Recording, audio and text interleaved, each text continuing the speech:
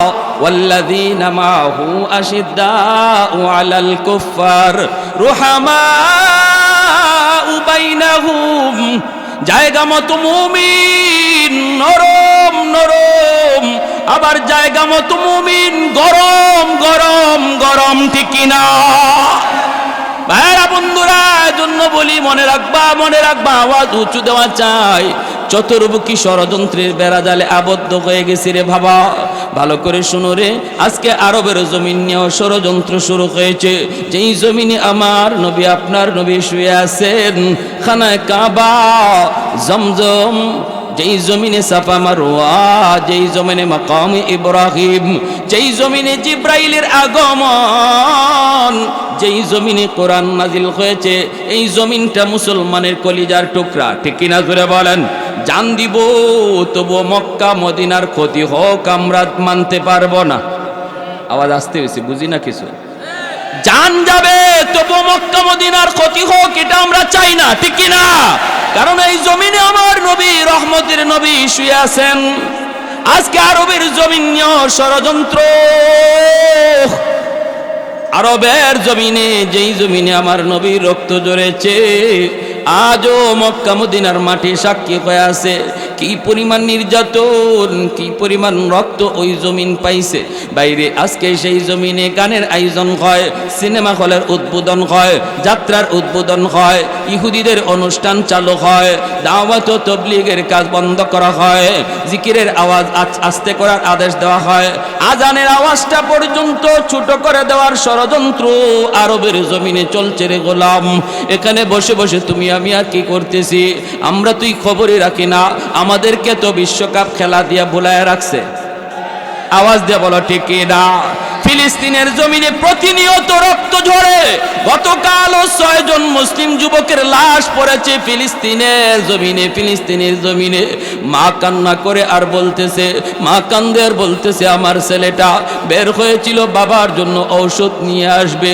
আমার স্বামী বিছানার ভিতরে, বিছানা, স্বামীর জন্য বাবা দৌড়া গেছে, সন্তান বাবার জন্য ঔষধ আনবে, সেই ছেলে ঔষধ নিয়ে বাবার কাছে ফিরতে পারে না।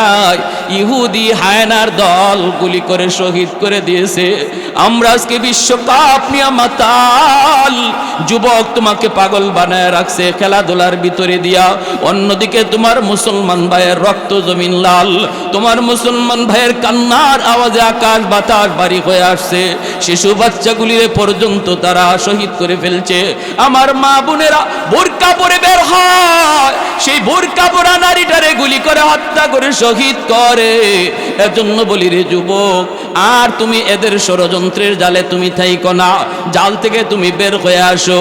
ওদের দেওয়া এই পুতুল, ওদের দেওয়া খেলা, ওদের দেওয়া ষড়যন্ত্রের জাল তুমি ছিন্ন করে বের হয়ে আসো, নতুবা আজ নয় কাল আরাকানের অবস্থা বাংলার জমিনে হবে। নাফ নদীর পানি, নাফ নদীর পানি আরাকানের মুসলমানের রক্তের সাক্ষী। তোমার আমার রক্তের সাক্ষী হয়ে থাকবে পদ্মা, মেঘনা, যমুনা, যদি তুমি এখনো সজাগ না হও। এজন্য বলি সকল ষড়যন্ত্রকে লাথি মারো, ইমানটারে একবার জাগাও, ইহুদিদের রং ছেড়ে দাও, মদিনাওয়ালার রং ধরো। আমার নবীর রংটারে বেঈমানরা বড় ভয় পায়, ইহুদিরা নবীর রং রে বড় ভয় পায়।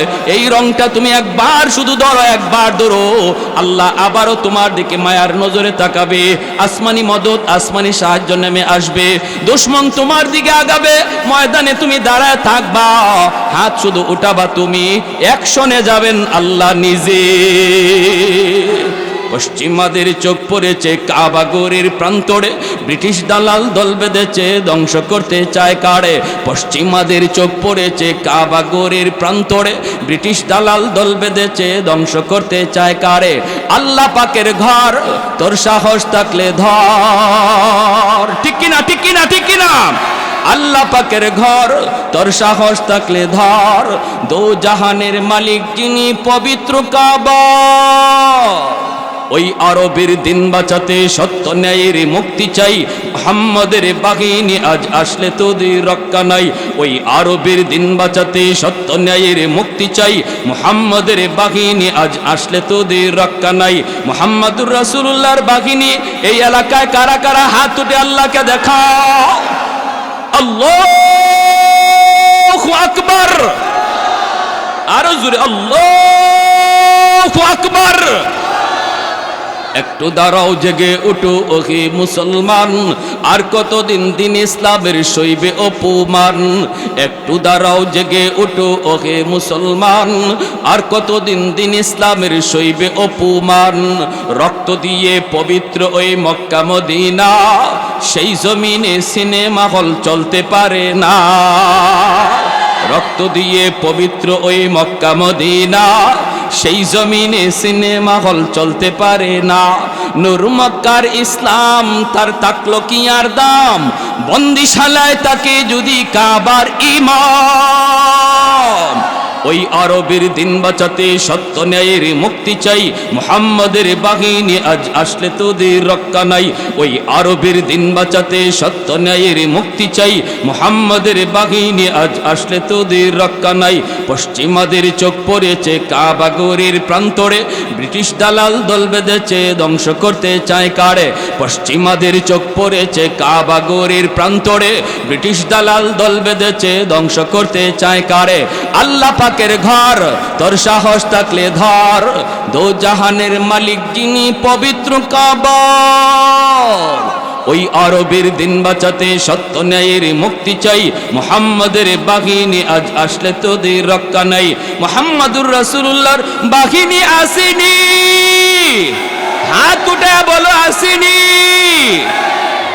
আল্লাহ তুমি কবুল করো। মর্দে মুজাহিদের মতো একটা স্লোগান দেন মাইকটা, যদ্দুর গায়ে শক্তি আছে, ইমানি চেতনা নিয়ে একজনে মাইক লিয়ে একটা স্লোগান দেন। আপনাদের গায়ে যদ্দুর শক্তি আছে, আল্লাহর নামটা উঁচু করবেন। দেন, কোন জোয়ান নাই নাকি? ইয়া মাবুদি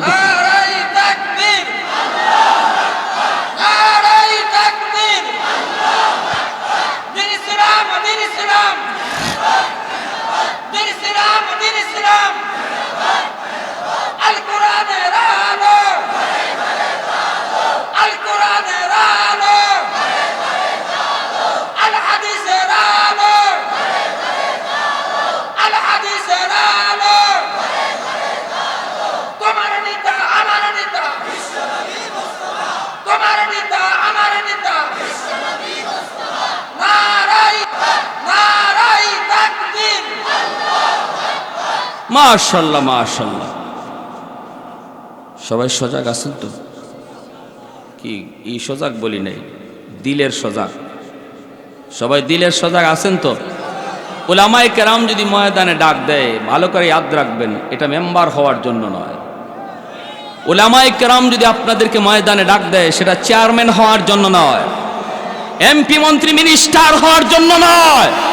উলামায়ে কেরাম যদি ময়দানে ডাক দেয়, মনে রাখবেন সেটা গোটা মুসলিম উম্মাহর স্বার্থে ডাক দেয়। এটা ঈমান বাঁচানোর জন্য, ইসলাম বাঁচানোর জন্য, মহাদৌলত ঈমান নিয়ে বেঁচে থাকার জন্য।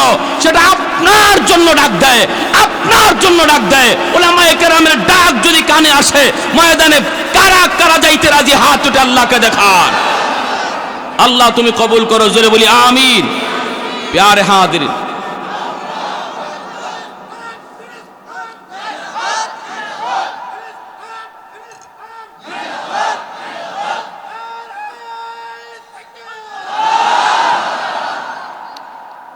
নবীজির একজন প্রসিদ্ধ সাহাবী হযরত আব্দুর রহমান রাদিয়াল্লাহু তাআলা আনহু, শুনেন, সন্তান যদি আলেম হয়, সন্তানরে যদি হাফেজে কোরআন বানাইতে পারেন, যদি আল্লাহর কাছে চান, চাওয়ার মতো আল্লাহ যদি কবুল করে নেয়, দুনিয়াতে কি পরিমাণ দামি আপনি হন, আর হাসরের মাঠে কেমন দামি হন, সন্তান কেমন দামি হয়। সন্তান যদি সন্তানের মতো সন্তান হয়, তাহলে বাপ মার কেউ যদি নাও চিনে, সন্তানের খাতিরে বহু বাপ মারে মানুষে চিনে। আর যদি সন্তান অমানুষ হয়, বাবা যত নামি দামি থাকুক, যত সম্মানী থাকুক, সন্তানের দ্বারা বাপ মার সম্মান, সন্তানের কারণে বাপ মার ইজ্জত মাটিতে মিশে যায়, ঠিক কিনা? নবীজির প্রসিদ্ধ সাহাবী, তিনি দাওয়াতের কাজে বের হবেন, এই অবস্থায় ওনার স্ত্রী গর্ভবতী, সন্তান হবে, কিন্তু তিনি জানেন না, তো কেউ তো জানে না সন্তান ছেলে না মেয়ে। তিনি তো বের হয়ে যাবেন দাওয়াতের কাজে। বিবিকে বলতেছেন, বিবি গো, যদি আমার সন্তান ছেলে হয় তাহলে আমার ওসিয়ত, আমার সন্তানরে তুমি কোরআনের হাফেজ বানাই। আল্লাহু আকবার, কত সুন্দর নিয়ত। এমন একটা নিয়ত আমরা পারি না করতাম, ইনশাআল্লাহ পারি না ইনশাআল্লাহ।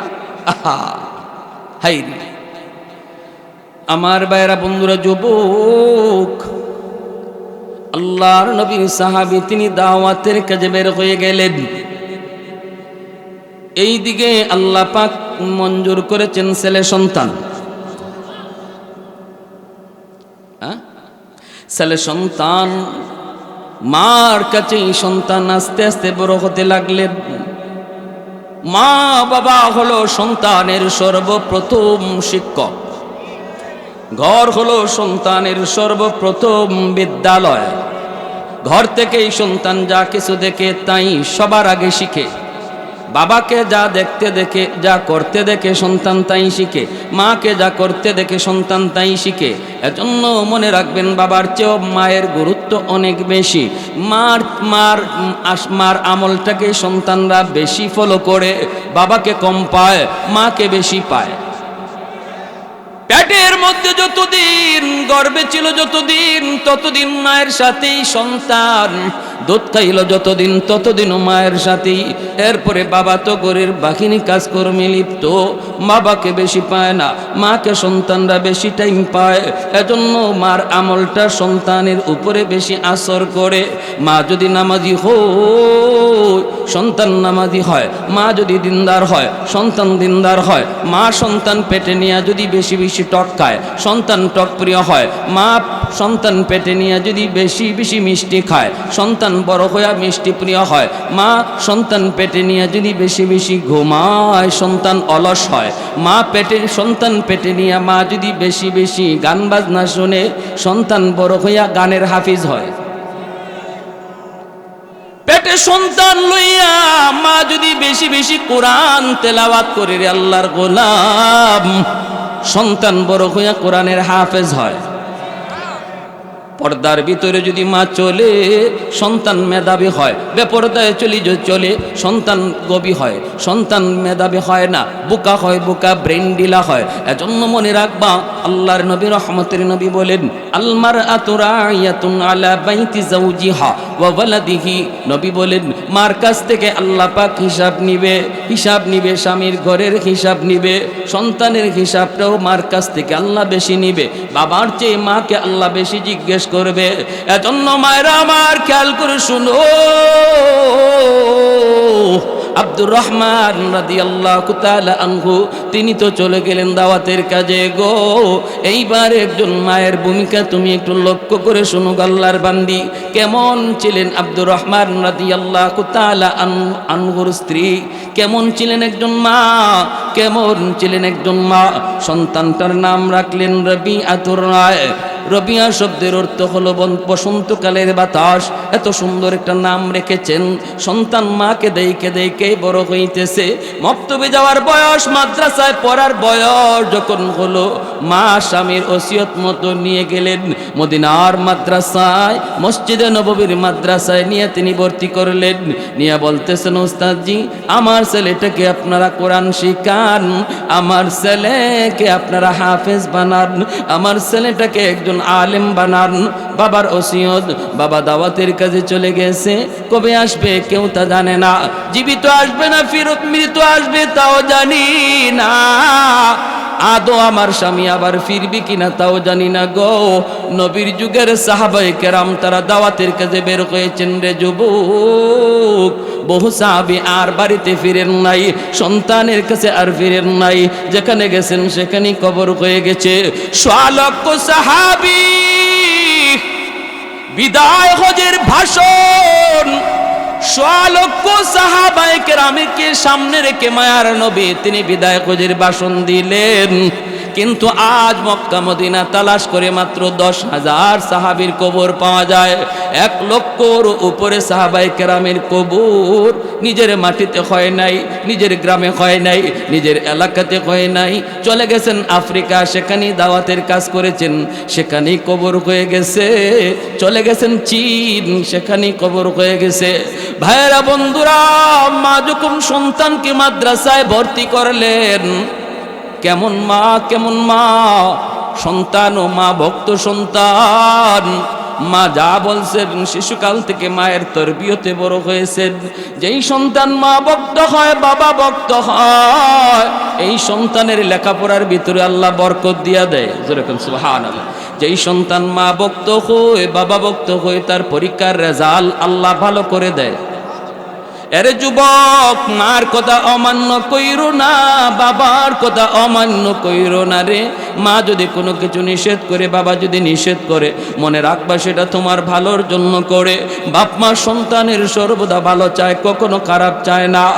আজ বুঝো না, কাল বুঝবা, আজ বুঝো না, সময়ে বুঝবা।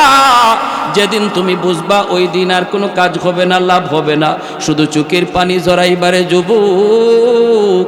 এজন্য বলি একটু মনোযোগ দিয়ে কথাগুলি শোনো, দিলের কান দিয়ে কথাগুলি শোনো। ছাত্রদের ভিতরে তিনিও পড়ালেখায় মগ্ন হয়ে গেলেন। উস্তাদগণ তারা পড়াইতেছেন। অল্প দিনের ভিতরেই উস্তাদগণ টের পাইলেন এই ছাত্র রবিয়া সাধারণ 10টা ছাত্রের মতো নয়, আল্লাহ তারে অতিরিক্ত কিছু জ্ঞান আল্লাহ দান করেছে। যেই জ্ঞানটার নাম হলো ইলমে লাদুনি, আল্লাহর দেওয়া জ্ঞান, আল্লাহর দেওয়া জেহেন, আল্লাহর দেওয়া মেধা আল্লাহ তারে দান করেছেন। অল্প দিনের ভিতরে তিনি মাদ্রাসার 1 নম্বর ছাত্র। যেই কিতাব পড়েন এই কিতাব সাথে সাথে মুখস্থ হয়ে যায়। যেই কিতাব পড়েন এই কিতাব সাথে সাথে মুখস্থ হয়ে যায়। অল্প দিনের ভিতরেই তার পড়ালেখা শেষ। সকল ছাত্র 1 বছরে 1 ক্লাস পার হয়, হযরত রবিয়া 1 বছরে 2 ক্লাস পার হয়। সাধারণ কোন মেধা নয়। 16 বছর কেটে গেল, 16 বছর। এইদিকে রবিয়া তিনি জানেন না বাবা জীবিত নাকি মৃত, বাবা দুনিয়া আছে না নাই। ছেলে তিনি জানেন না। মায়ের কাছ থেকে শুধু মাঝে মাঝে জিজ্ঞেস করে, মা গো আমার আব্বা কেমন, আমার আব্বার চেহারাটা কেমন গো, আমার আব্বার পোশাকটা কেমন, আব্বা লম্বায় কদ্দুর কেমন। মায়ের কাছ থেকে বাবা শুধু জানতে চায়। যেই সন্তান জন্মের পর থেকে বাবা পায় না, সেই জানে বাবার অভাবটা কেমন।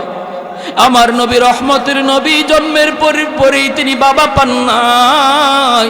এজন্য বাবা ডাক্তার ভিতরে কত মায়া, কত মধু আমার নবীতা জানতেন না। আব্বু ডাক্তার ভিতরে কত মায়া, নবীতা বুঝতেন না। যখনই কোনো শিশু বাচ্চা আব্বু কইয়া বাবারে জড়ায়া ধরতো, মায়ার নবী দেখে দেখে চোখের পানি জড়ায়া কাঁদতেন। আজ যদি আমার আব্বা দুনিয়ায় থাকতো, আমিও তো আব্বু কইয়া এইভাবে জড়ায়া ধরতাম। ভাইরা বন্ধুরা, রবিয়া বাবার অভাব তিনি টের পাইতেছেন, কিন্তু মা তিনি তো মা না, তিনি তো বাবার মতোই। মায়ের আদর, বাবার স্নেহ, মায়া, মমতা সব দিয়ে তিনি বড় করতেছেন।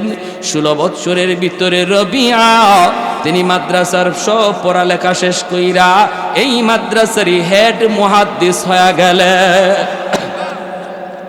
মদিনার সবচেয়ে বড় মুহাদ্দিস, মদিনার সবচেয়ে বড় মুহাদ্দিস, এই মাদ্রাসারই উস্তাদ, এই মাদ্রাসারই মুহাদ্দিস হয়ে গেলেন। পৃথিবীর বিভিন্ন দেশের ছাত্ররা ওনার কাছে পড়তে বসে, বিভিন্ন মাযহাবের ছাত্ররাও পড়তে বসে। ইনি তো লেকচার দেন, ইনি লেকচার দেন। ওনার লেকচার হাদিসের ব্যাখ্যা শোনার জন্য হাজারো হাজারো ছাত্র এসে জমা হয়ে যায়। শুধু তাই নয়, মদিনার মানুষ, মদিনার উলামায়ে কেরাম, মদিনার সমস্ত মানুষ মায়া করে, মহব্বত করে, শ্রদ্ধা করে হযরত রবিআকে। মদিনার মসজিদ আমার নবীর মসজিদ, যেই মসজিদের মিম্বরে দাঁড়ায়া মায়ার নবী নামাজ পড়াইতেন, ওই জায়গার ইমাম রবিআকে বানায়া দিলে মদিনার মসজিদের ইমাম।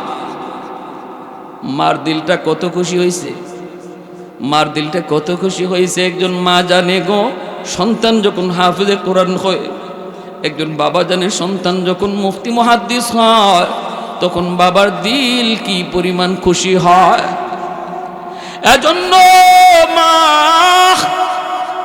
দিল থেকে খুশি, আমার সন্তান শুধু মুহাদ্দিস না, মদিনার মসজিদের ইমাম। চতুর্দিকে রবিয়ার সুনাম ছড়ায় পড়লো।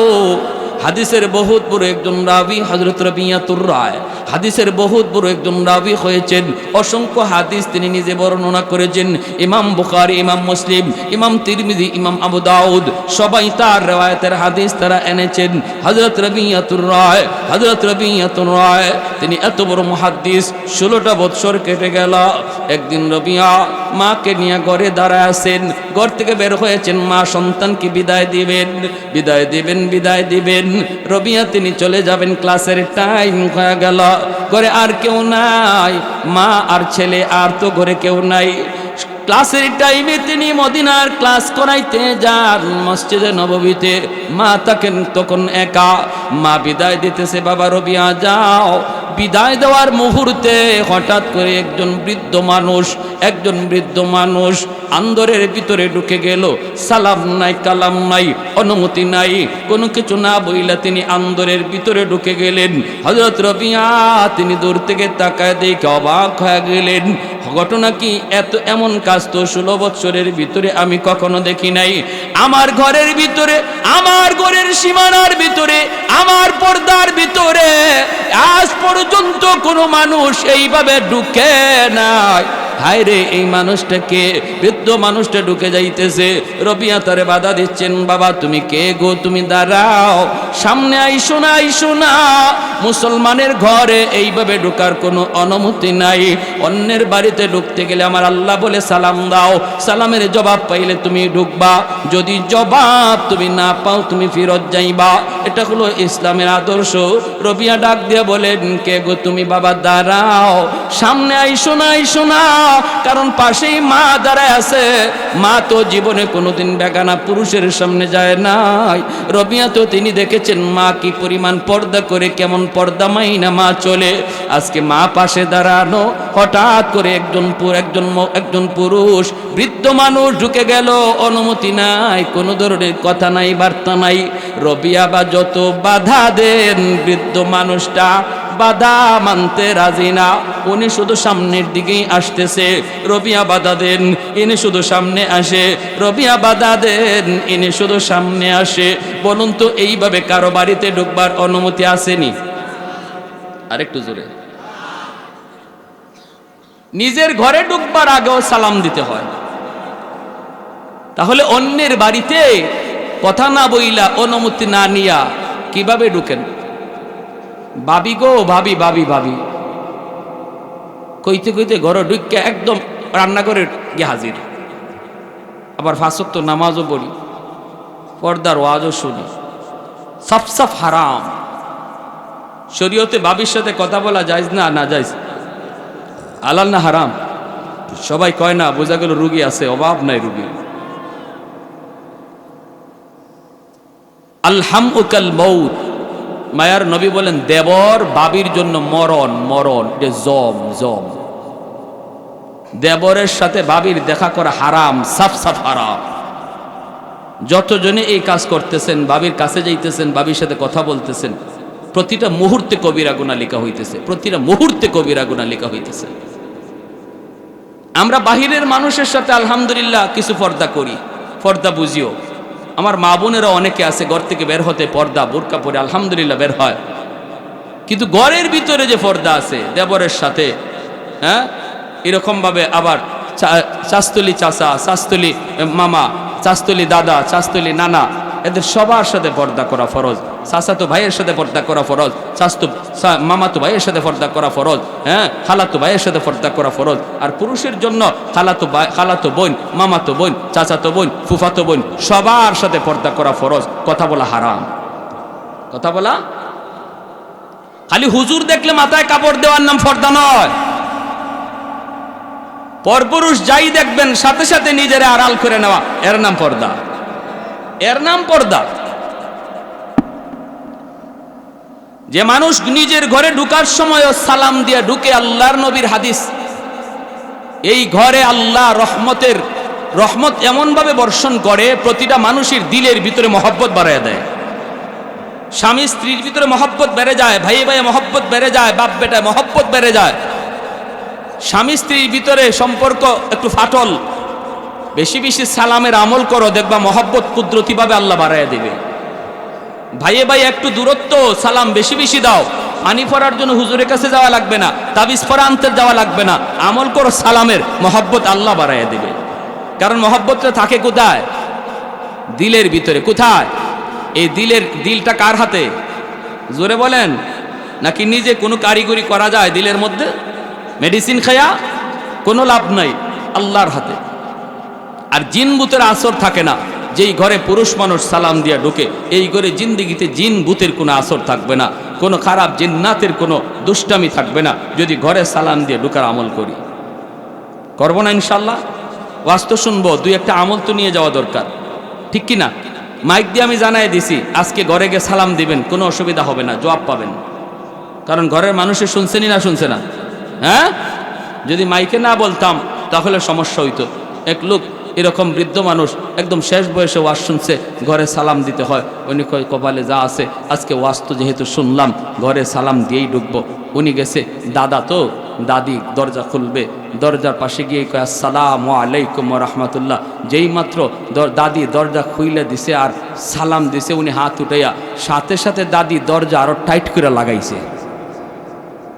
লাগাইয়া দিছে দৌড়, যাইয়া নাতিদেরকে ডাকে আর কয় তাড়াতাড়ি উঠো, তোদের দাদারে বুতে পাইছে। বলছিলাম এত রাত্রে ওয়াজও যাইতো না, কোন বট গাছের তল দিয়া মনে আসছে। তখন উনি দূর থেকে কয় না না, আমারে বুতে পায় নাই, তুমি তো বুঝো না, আমি হুজুরের ওয়াজের উপরে আমল করছি, সুন্নতের আমল করছি, সালাম দেওয়া সুন্নত। হযরত রবিয়াতুর রায় তিনি দেখতেছেন ওই বৃদ্ধ মানুষটা কোনো বাধা মানতেছে না, ইনি শুধু সামনে আগায়। চিন্তায় পড়ে গেলেন হযরত রবিয়া। এই অবস্থায় তিনি বাধা দিবেন, বাধা তো মানে না, খারাপ ব্যবহার তো করতে পারেন না, কারণ তিনি তো নবীর নায়েবে রাসূল, ঠিক কি না? কথা তো গালি তো দিতে পারেন না, নায়েবে নবী, ঠিক কি না? আমার নবীর আখলাক তার ভিতরে, কারণ নবীর নায়েবে রাসূল যারা হয় এরা নবীর খুলুক আজিমেরও নায়েব হয়। যেরকম সুবহানাল্লাহ, এরা নবীর খুলুক আজিমের ওয়ারিস হয়। এজন্য এদের আখলাক এত সুন্দর। যত বড় আলেম তার আখলাক তত সুন্দর, যত বড় আল্লাহর ওলি তার আখলাক তত বড় সুন্দর, তত সুন্দর, তত সুন্দর। হুসাইন আহমদ কুতবুল আলম সৈয়দ হুসাইন আহমদ মাদানী রহমতুল্লাহি আলাইহি, ওনার জীবনীতে পেয়েছি। অসুবিধা হইতেছে আপনাদের? হ্যাঁ, রেলগাড়িতে উঠছেন, পাশের সিট, ওনার পাশেই যে বসে আসে হলো হিন্দু মানুষ। হিন্দু মানুষটা সে রেলগাড়ির বাথরুমের ভিতরে গেছে। হুজুরে দেখছেন বাথরুমের ভিতরে গেছে। কার কথা বলি? শাইখুল ইসলাম কুতবুল আলম সৈয়দ হুসাইন আহমদ মাদানী রহমতুল্লাহি আলাইহি, সদর শাহ হুজুর রাহিমাহুল্লাহর খাস উস্তাদ, পীরজি হুজুর রহমতুল্লাহি আলাইহির উস্তাদ, হাফিজ হুজুর রহমতুল্লাহি আলাইহির উস্তাদ। আমাদের সিলেটে যার অসংখ্য অগণিত খলিফাদার হুসাইন আহমদ মাদানী রহমতুল্লাহি আলাইহি সারা জীবন রমজান মাস সিলেটে কাটাইছেন। বাড়ি ভারত, কিন্তু রমজান কাটানোর জন্য সিলেটে আসতেন। পুরা রমজান সিলেটে কাটাইতেন। আবার রমজানের পরে ঈদের নামাজটা আইয়া পড়তেন সরাসরি আমাদের গ্রামে, হবিগঞ্জ জেলার বানিয়াচং গ্রাম, আমার নিজ গ্রাম, যে গ্রামে 4টা ইউনিয়ন একটা গ্রামে। ভালো করে বুঝছেন? আপনাদের এলাকার কয়েকটা গ্রাম মিলাইয়া একটা ইউনিয়ন হয়, ঠিক না? আর আমাদের গ্রামটা 4টা ইউনিয়নে মিলে একটা গ্রাম হইছে।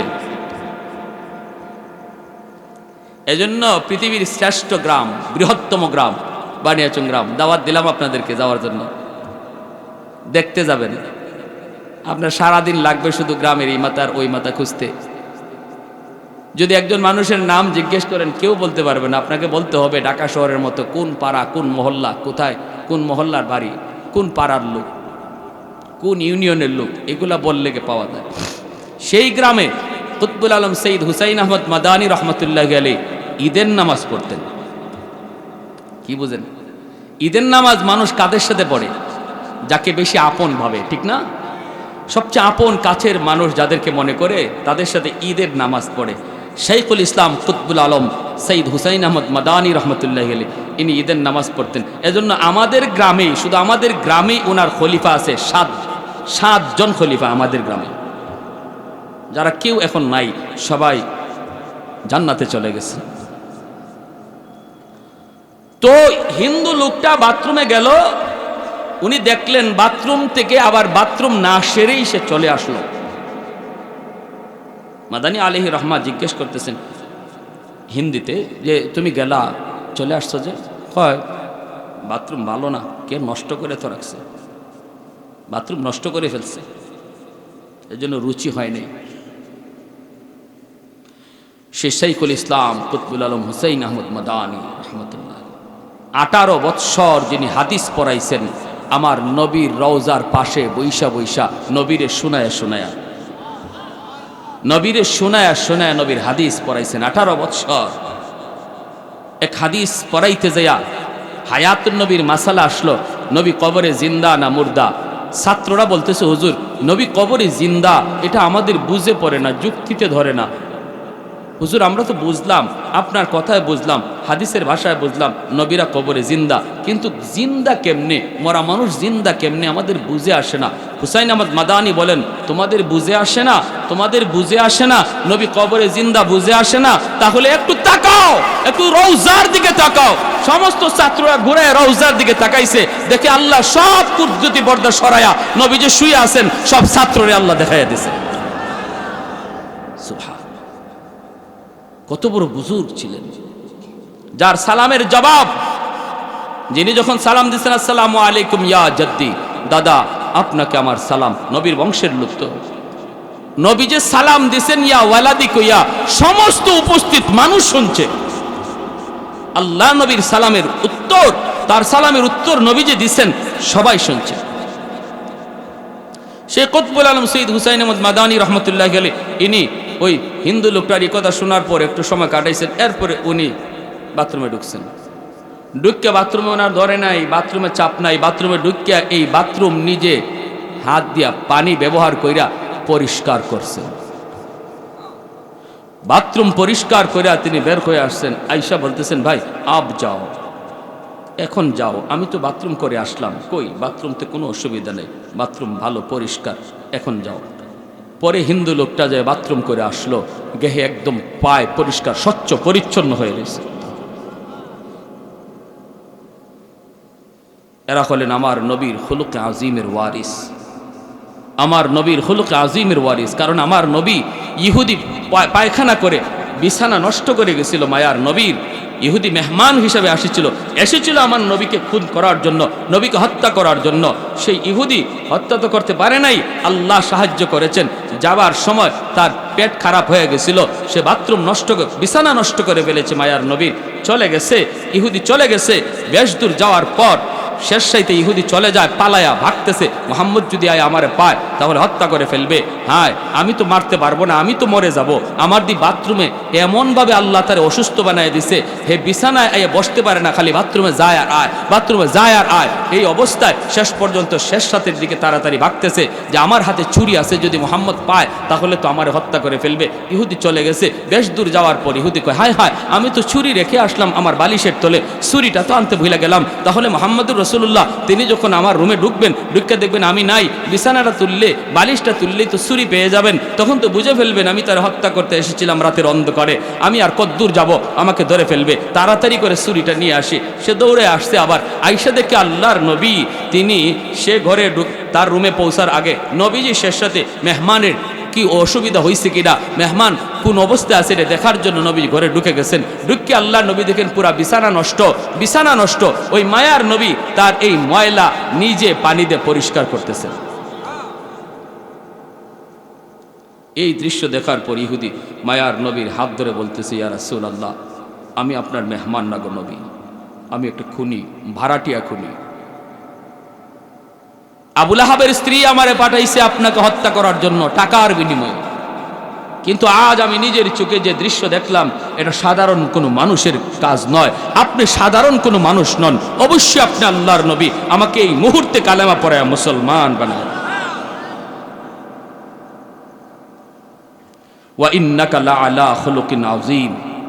প্যারে হাদিরিন, আপনাদের আগ্রহ দেখে আমি বয়ানটা ডাইনে বামে নিয়ে অনেক লম্বা করে ফেলতেছি, অসুবিধা হইতেছে আপনাদের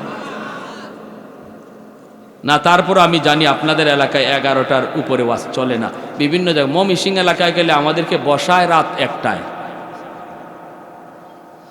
1টার সময় প্রধান বক্তা বসে, এজন্য ময়মনসিংহের ওয়াজ রাখলে আমাদের কলিজা কাঁপে। হাই রে, রাত কয়টার সময় বসায় আল্লাহই জানে। কিন্তু আপনাদের এলাকা আলহামদুলিল্লাহ আপনারা এটা মানেন, বলি আল্লাহর দেশ, সদস্য হুজুরের দেশ, আপনারা এটা মানেন 11টার ভিতরে প্রোগ্রাম শেষ করা, যাতে করে ফজরের নামাজ পড়তে কারো কষ্ট না হয়, ঠিক না? সামনের দিকে আগাই। আমার ভাইরা বন্ধুরা, এইবার হযরত রবিয়া আর বাধা দিলেন না। বাধা না দিয়া মায়ের দিকে তাকাইতেছেন। রবিয়া তিনি ভাবতেছেন মা হয়তো বলবেন বাবা বাধা দে, বাধা দে, বাধা দে, লোকটারে আসতে দিবি না। কিন্তু হযরত রবিয়া তিনি দেখেন মা ডাক দিয়ে বলতেছে বাবা রবিয়া, বৃদ্ধ মানুষটা যখন এসেই পড়েছে তাহলে আর বাধা দিও না, তারে আসতে দেও, আসতে দেও বাবা, বাধা দিও না। তোমার ক্লাসের টাইম হয়ে গেছে রে বাবা, তুমি তোমার ক্লাসে চলে যাও। বিষয়টা আমি বুঝতেছি, তোমার ক্লাসের টাইম হয়ে গেছে, ছাত্ররা অপেক্ষায় রয়েছে, বাবা তুমি চলে যাও। রবিয়া তিনি চলে যাইতেছেন, মনে মনে ভাবতেছেন অনেকগুলি মনের ভিতরে প্রশ্ন। জীবনে কোনোদিন মাকে বেগানা পুরুষের সামনে দেখি নাই। হায় রে, আজ আমার মা আমার পক্ষে থাকার কথা, কিন্তু না, তিনি তো তা করলেন না। তিনি তো ওই বৃদ্ধ মানুষটার পক্ষ নিয়ে নিলেন। তাহলে এই বৃদ্ধ মানুষটা কে, কি তার পরিচয়? মা কিন্তু পরিচয় দিলেই এখানে সব কিচ্ছা খতম হয়ে যেত। মা পরিচয় তিনি দিলেন না, বৃদ্ধ মানুষটার পরিচয় দিলেন না, বরং ছেলেকে বলতেছেন বাবা তুমি ক্লাসে চলে যাও। কারণ এই বৃদ্ধ মানুষটা আর কেউ নন, ইনি হলেন হযরত আব্দুর রহমান রাদিয়াল্লাহু তাআলা আনহু, যিনি রবিয়ার 16 বছরে হারানো বাবা। বাবা ছেলের পরিচয় জানে না, ছেলে বাবার পরিচয় জানেন না, কেউ কারো পরিচয় জানে না রে। এজন্য বাবারও মনে সন্দেহ, এই যুবক ছেলেটা আমার স্ত্রীর পাশে কে, কি তার পরিচয়? আমার স্ত্রীর পাশে এই যুবক ছেলে কেন? আবার ছেলের মনে পরিচয় এই বৃদ্ধ মানুষটাকে কেন আমার মায়ের পাশে? এই বইলে দুজন দুই দিকে চলে গেলেন। রবিয়ার বাবা জিজ্ঞেস করতেছেন মাকে, জিজ্ঞেস করেন নিজের স্ত্রীকে, বিবি গো, ও বিবি, এই যুবক ছেলে শেষকে, কি তার পরিচয়? তোমার পাশে কেন দাঁড়ায় ছিল? তাহলে তুমি কি পর্দা করা ভুলে গেছো? যুবক ছেলেটার পরিচয় কি, কেন তোমার পাশে দাঁড়ায় ছিল? রবিয়ার মা ডাক দিয়া কয়, স্বামী গো, পরিচয় পরে দিব, পরে দিব, এর আগে তুমি আমার প্রশ্নের জবাব তা না, আগে 3টা সুন্নত তুমি আগে আদায় করো, এরপরে জবাব দিব এই যুবক ছেলেকে, কি তার পরিচয়।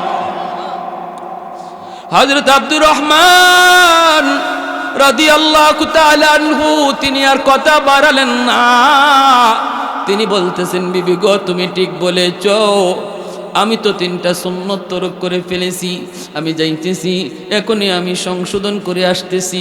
চলে গেলেন মসজিদে নববীতে, যাইয়া তিনি নামাজ আদায় করলেন। তারপরে নামাজ আদায় করে নবীর রওজার পাশে আসলেন। আয়েশা নবীর রওজা জিয়ারত করলেন, চোখ থেকে দর দর করে পানি পড়ে। আমার নবীর রওজা জিয়ারত করেন, হঠাৎ করে তাকায় দেখেন নবীর রওজার পাশে বসে ওই যুবক ছেলেটা, যেই যুবক কিছুক্ষণ আগে তার স্ত্রীর পাশে দাঁড়ানো ছিল। ওই যুবক যার চেহারাটা পূর্ণিমার চাঁদের মতো সুন্দর, নূরে ঝলমল ঝলমল করে গো, তিনি উস্তাদের আসনে বসা, হাদিসের আসন মসনদে বসা, সামনে অসংখ্য অগণিত ছাত্র বসা, আর মায়ার নবীর হাদিস পড়াইতেছেন। নবীর প্রতিটা হাদিস মায়ার নবী রওজায় শুয়া শুয়া শুনতেছে। আব্দুর রহমান রাদিয়াল্লাহু তাআলা আনহু তাকায়া তাকায়া চোখের পানিটা জরা জরা কান্দে আর কয়, মালিক তুমি যদি আমাকে এমন একটা সন্তান তুমি দিতা, আমাকে যদি এমন একটা সন্তানের বাবা বানাইতা, আমি বাবা হওয়া ধন্য হয়ে যাইত। আমার সন্তান হাদিস পড়ায়, আমার নবীর হাদিস পড়ায়, এমন একটা সন্তান যদি তুমি আমাকে দিতা আর আমি দেখতাম গো, কলিজা আমার ঠান্ডা হয়ে যাইত। চায় চায় তিনি কাঁদতেছেন, রবিয়া তিনিও দেখতেছেন ওই পুরা মানুষটা রওজার পাশে বৈশা ওনার দিকে তাকায় তাকায় কাঁদতেছে। ছাত্ররাও দেখতেছে যে লোকটা এইভাবে যারে কাঁদতেছে, ঢেউ উঠে গেছে তার কান্নার, ঢেউ উঠে গেছে কান্নার। রবিয়া বলেন, বাবা ওই দিকে তাকাও না, ক্লাসের দিকে তাকাও, হাদিসের দিকে তাকাও, পড়া তোমরা শোনো। হযরত রবিয়া তিনি ছাত্রদের চেহারা ঘুরায় দিলেন। আব্দুর রহমান রাদিয়াল্লাহু তাআলা আনহু তিনি নবী রওজা জিয়ারত কইরা ঘরের পাশে যায় সালাম দিয়া ঘরে ঢুইকা বলেন, বিবি গো, ও বিবি, ও বিবি, ও বিবি, আমি সুন্নত আদায় করেছি গো, কিন্তু নবীর রওজার পাশে যাইয়া আমি ওই যুবককে পেয়েছি যে যুবক তোমার কাছে দাঁড়ানো। আমি দেখেছি সে নবীর হাদিস পড়ে, আমার নবীর হাদিস পড়ায়। অসংখ্য গণিত ছাত্র বসে বসে হাদিস পড়া শুনে। বিবি গো, দেখে আমার দিলটা বেঁধে রাখতে পারলাম না, আমার কান্নার ঢেউ উঠে গেল। আল্লাহ যদি আমাকে এমন একটা সন্তান দিত, আমি যদি এমন একটা সন্তানের বাবা হইতাম, এমন একটা সন্তানের বাবা হইতাম, আমি যদি হাসরের মাঠে পরিচয় দিতে পারতাম, মালিক আমি একজন মুহাদ্দিসের আব্বা, আমি একজন হাফেজে কোরআনের আব্বা, আমি একজন মুফতি সাহেবের আব্বা, এই পরিচয় যদি আমি আল্লাহর সামনে দিতে পারতাম গো বিবি, আমার তো এখনো কান্না থামে না। বিবির সাথে সাথে চোখের পানিটা মুইসা স্বামীর কপালে চুমু দিয়া বলতেছে, স্বামী গো, ও স্বামী কান্না করো না গো স্বামী, শুকরিয়া আদায় করো যেই ছেলেরে তুমি ওই জায়গায় হাদিস পড়াইতে দেখছো। কিছুক্ষণ আগে যে তুমি যে তোমার স্ত্রীর পাশে দাঁড়ানো, এই ছেলের নাম হলো রবিআ, যে তোমারই ঔরজাত সন্তান। मैं तालिब मौला हूँ मेरे इश्क़ निराला, मैं तालिब मौला हूँ मेरे इश्क़ निराला, है जुमला जहाँ जिनके तजल्ली से उजाला, है जुमला जहाँ जिनके तजल्ली से उजाला, ما درود جگہ غیر خدا یار ندارم, جز یاد خدا هیچ دیگر کار ندارم, جز یاد خدا هیچ دیگر کار ندارم. একটু জোরে সুরে বলি আল্লাহু আকবার। রবিয়াতুর রায় পরিচয় পেয়ে গেলেন, বাবা সেই সন্তান হলো তার নিজের সন্তান। সাথে সাথে আল্লাহর কুদরতি কদমে সেজদায় পড়ে কাঁদতেছেন আর বলতেছেন, বিবি গো, ও বিবি, চলো আমার ছেলের কাছে, আমাকে নিয়ে যাও, আমাকে নিয়ে যাও। মা বাবা দুজন আসলেন মসজিদে নববীর কাছে। রবিয়া তিনি তো পড়াইতেছেন, কিন্তু মাথার ভিতরে টেনশন, এই বৃদ্ধ মানুষটাকে কি তার পরিচয়, কি তার পরিচয়। পড়াইতেছেন হাদিস, কিন্তু মনের ভিতরে টেনশন। বাবার টেনশন তো দূর হয়ে গেছে, বাবা পরিচয় পেয়ে গেছে, কিন্তু ছেলে এখনো বাবার পরিচয় পায় নাই। পড়াইতেছেন, টেনশন মাথার ভিতরে। দরজার পাশাপাশি আই সেই মা ডাক দিলেন আড়াল থেকে, পর্দার আড়াল থেকে মা ডাক দিলেন, বাবা রবিআ। যেই মাত্র মায়ের ডাক শুনতে পেলেন রবিআ, সাথে সাথে তিনি পড়া বন্ধ করলেন, বন্ধ করে চলে আসতেছেন। তিনি তো মা ভক্ত সন্তান, সারা জীবন মায়ের কথার অমান্য করেন নাই গো, এজন্য আল্লাহ জিন্দেগি উজালা করে দিছে, আল্লাহ ভবিষ্যৎ সুন্দর করে দিছে। এর যুবক, বাপ মার কথাকে 100 মাইনা চলো, আল্লাহ তোমার দুনিয়ার সামনের জীবনটা উজ্জ্বল করে দিবে, সামনের সমস্ত পথগুলি আল্লাহ আসান করে দিবে, লেখাপড়ার সব ঘাটগুলি আল্লাহ তোমার জন্য সহজ করে দিবে।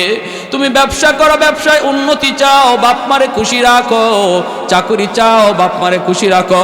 যখনই বাপ মার অন্তর থেকে দোয়া আসবে, আল্লাহ পাক তোমার দুনিয়ার জীবনের সবগুলি বাধা দূর করে দিবে। জোরে কোন সুবহানাল্লাহ। সবগুলি বাধা আল্লাহ দূর করে দিবে। রবিয়া তিনি পড়া বন্ধ করে তিনি আসলেন মায়ের কাছে। আয়েশা তিনি দেখেন, হায় হায়, ওই বৃদ্ধ মানুষটা এখনো মায়ের কাছে দাঁড়ানো, মায়ের কাছে এখনো দাঁড়ানো। রবিয়া তিনি তো পরিচয় পান না তিনি কে। এমনি কাছে আয়েশা মাথাটা নিচের দিকে দিয়ে দাঁড়ায় রইছেন লজ্জায়। মা তখন ডাক দিয়া বলতেছে, কাছে গিয়া কপালে চুমু দিয়া কই, বাবা রবিয়া, লজ্জা পাইতেছো বাবা, লজ্জা পাওয়ার কারণ নাই। তোমার মা জীবনে কোনোদিন পর্দা লঙ্ঘন করে নাই, পর্দার ভিতরে থেকে আমি তোমাকে লালন পালন করেছি, এজন্য আল্লাহ তোমার জেহেন যাকাত মেধা শক্তি বাড়ায় দিছে। শেষ বয়সে মা পর্দার ব্যাঘাত ঘটাই মুনারে বাবা, যারে তুমি পাশে দেখতেছো ইনি বেগানা কেউ নয়, ইনি তোমার বাবা, যিনি 16 বছর আগে দাওয়াতের কাজে বের হয়েছিলেন। বাপ বেটায় কোলাকুলি, বাবা সন্তানকে বুকে জড়া কান্দে, সন্তান বাবাকে জড়া ধরা কান্দে। বাবায় কান্দে, আল্লাহ গো, তুমি যে আমাকে এমন একটা সন্তান উপহার দিয়েছো, আল্লাহ তুমি যে আমারে এমন সন্তান দিয়েছো। আর ছেলে কান্দে, আল্লাহ তুমি যে আমারে আমার আব্বারে দেখাইছো, আব্বারে যে দেখাইছো। এই বইলা বাপ বেটা দুজন কান্দে। বাবা কপালে চুমু খায়, সন্তান বাবার কপালে চুমু খায়। বাবা মনে রাখো, এই অবস্থায় দুজন যখন বাড়ির দিকে রওনা দিবে, বাড়ির দিকে রওনা দিবে, কে আগে যাবে কে পিছনে যাবে, এই নিয়ে লাগছে এখন একটু, এই নিয়ে বিতর্ক। বাবাই কয়, বাবাই কয় ছেলেরে, বাবা রবিয়া তুমি আগে যাও, আমরা তোমার পিছনে পিছনে হাঁটবো। কিন্তু ছেলে কয়, না না বাবা, আমি আগে না, বাবা তুমি আগে যাও, তুমি বড়, বাবা তুমি বড়, তুমি আব্বা তুমি আগে যাও, আমরা পিছনে যাব। বাবা কয়, না বাবা আমি বড় না, তুমি বড়, তুমি আগে যাও, আমরা পিছনে যাব। কিন্তু ছেলে আগে যায় না, ছেলে কয়, না আব্বা তুমি বড়, তুমি আগে, আমরা পিছনে। এটাই হলো মাদ্রাসার শিক্ষার আদব, এটাই হলো আমার নবীর আদব, এটাই হলো কোরআনের শিক্ষার আসর, নবীর শিক্ষার আসর। মাদ্রাসার ছাত্রগুলি দেখবেন উস্তাদের জুতা বাইল করে দেয়, জুতা সোজা করে দেয়, মুরব্বীদের জুতা সোজা করে দেয়। উস্তাদের সাথে ছাত্ররা বেয়াদবি করে না, বাপ মার সাথে বেয়াদবি করে না। শিল্পপতির বাপ মা, শিল্পপতির বাপ মা বৃদ্ধাশ্রমে পাওয়া যায়, কিন্তু হাফেজে কোরআনের বাপ মা, আলেমে দ্বীনের বাপ মা বৃদ্ধাশ্রমে কেউ দেখাতে পারবে না। আওয়াজ দিয়া বলেন ঠিক কি না? ভাইরা বন্ধুরা, রবিয়া বলতেছে, না আব্বা আপনি আগে যান। বাবা কয়, না বাবা তুমি আগে যাও। এই অবস্থায় কে আগে যাবে, কে বড় কে বড় কে বড়, এই নিয়ে লাগছে। বাবা ভাইয়েরা আমার, রবিয়া বলতেছে, আমিও না বাবা তুমিও না, আম্মা সিদ্ধান্ত দিবে কে আগে যাবে কে পরে যাবে।